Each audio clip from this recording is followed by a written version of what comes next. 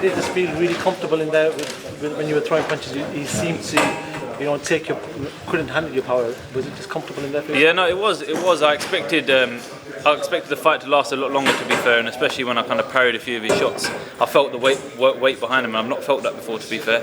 And then when I landed my own, before you know it, he was down, and I kind of knew once that happens, I know how to finish a fight, and that's exactly what I've done. With the power you're generating in the last couple of fights, are you ready for that step up? A lot of people are talking about the Eubank Jr. fight. He might be busy. Yeah. There's talk about possibly Ammo Williams for this 5v5 in Saudi. Are you ready for that step up to world level? Yeah, I believe so. I mean, we won't actually know until I get in the ring with these fighters, but I believe give me enough time, give me a camp, and I'll turn up and I'll show up and I'll definitely get the wins. People were saying this was going to be a real test for you. You know how Liam Williams fights, he's a different fighter. You got him out there in round one. Do you think you've really shown to the world you are a serious deal? And, you're someone who's really going to test the world champion? I'd like to hope so. When this fight got announced the first time, I remember sitting down with Ricky and Taz and my dad, and we said, fights like these are fights you need to make statements in. And that's what we trained to do, and that's exactly what we've done. All glory be to God, and yeah, I can't complain. And obviously, if there's so many fighters in this division that are going to make a good fight, fans are going to want to see. If you personally could pick one person to fight, who would that be? I've never been one to call out names, but if we're talking in England, I'd love the Nathan Heaney fight. If we're talking in Saudi, I'd love the Ammo Williams fight. Hamzah, speaking to Frank Warren after the fight, yep. He compared your jab to Thomas Hearns. Yeah, that jab is just probably one of the hardest jabs we've seen in boxing right now, isn't it? No, I appreciate it. It's a massive compliment. I appreciate that. Thank you very much. I've just been perfecting it. I've always tried to perfect it. I don't want to get too ahead of myself. But yeah, long may it continue, man.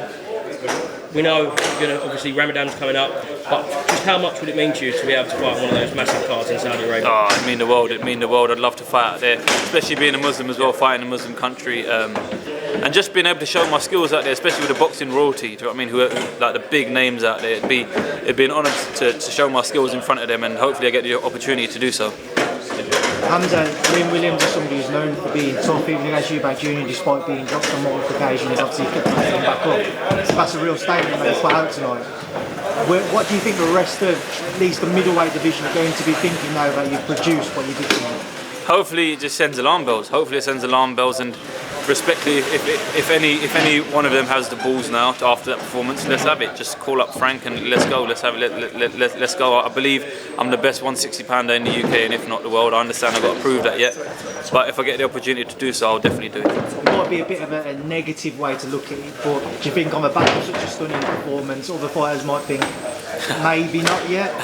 I don't know. That's what I said. That's why I just kind of said, if you got the balls, let's do it. Because if I saw a great performance like that in someone who I know I could fight, I'd say let's do it. Let's have it. Let's go. Because I want to show how great I am, and I am the number one in the middleweight division. You've spoken about all your ambitions. You've been asked about those other domestic names. But come the end of 2024, where would you want the name Hamzah Sheeraz to be in the middleweight division? All over the world.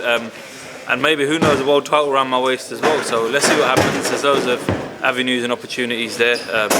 But yeah, let's see what's first. Final one from me. You mentioned going all the way around the world with your name. I asked you at the workout a couple weeks ago about trying to break that American market as you're doing that right now. Do you feel like with this type of performance as well, you will certainly reach into the States already? Yeah, for sure, because especially Liam going the full distance with Andrade as well. I mean, hopefully it'll send some alarm bells out there, and I'm kind of getting my name out there anyway locally in Los Angeles via Ricky and the Tengu's boxing gym as well, so a performance like that just complements what he's been saying. Hamzah, the middleweight division is all sort of free for the belts in a sense. There's not much going on, and you see it now, especially Andy mentioned there about America. The belts are over the American side, and I'm sure you want to conquer it and potentially take out some world level middleweights that are over that sort of side of the pond. Oh, for sure, that's the plan. I've always said whoever they're putting with me next, wherever it be all over the world, I don't mind. I'll turn up and I'll do my thing. But going back to what you were saying, I'd love to fight in the USA as well. I'd love to fight all over the world, and just whatever way or whatever opportunity arises for me to get my name on the other in the USA out there, let's do it.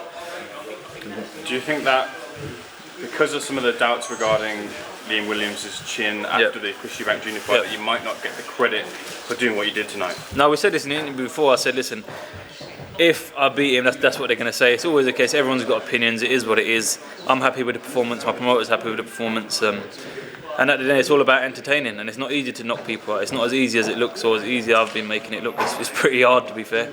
But yeah, no, I'm blessed. Was there at least, at the minimum, a subconscious target to better what Chris Eubank Jr. did as a marker as to where you are? Not at all. I'll be honest with you. I said it before the fight. I said I don't give a shit about how they fought him. I'm a totally different fighter to all the fighters he's been in with as well. So I kind of knew I was bringing something different to the table. Skill for skill with the names that you're listed in with, who do you feel is the toughest test for you? I don't really know, to be fair. I don't really know. I think the only way we'll find out is when I get in there with them and mix it up. But I believe I'm the best 160 pounder in the UK and in the world.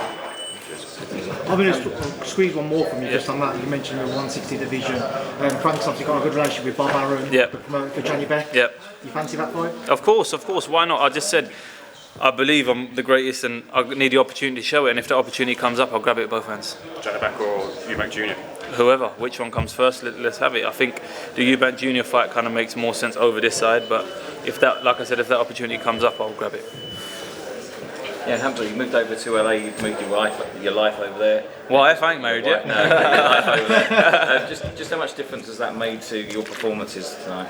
Massive difference. I mean, you come out there, it was good to have you out there. You saw just a little bit of the work we put in, and thanks to Ricky to be in the 10 Goose gym, having Joe Goosen about in the gym here and there and getting advice off him, of a Hall of Famer promoter, El Wally as well, all these guys out there, and just doing everything. It's not as easy as practicing and just implementing it in the fight. It's kind of hard to do, and that's what myself and Ricky have kind of just slowly mastered doing, just keeping it very simple, very basic, and just making it happen on fight night.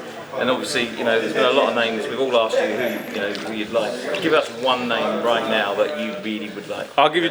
Listen, in Britain, Nathan Heaney or Chris Eubank Jr. It's as simple as that. Let's do it. I think the public, it makes sense as well. The public would be interested in a fight like that. So let's see if it happens. And where would you like that fight? Nathan Heaney in Stoke and Chris Eubank Jr. wherever he wants it. Congratulations, Hamzah. Thank you, guys.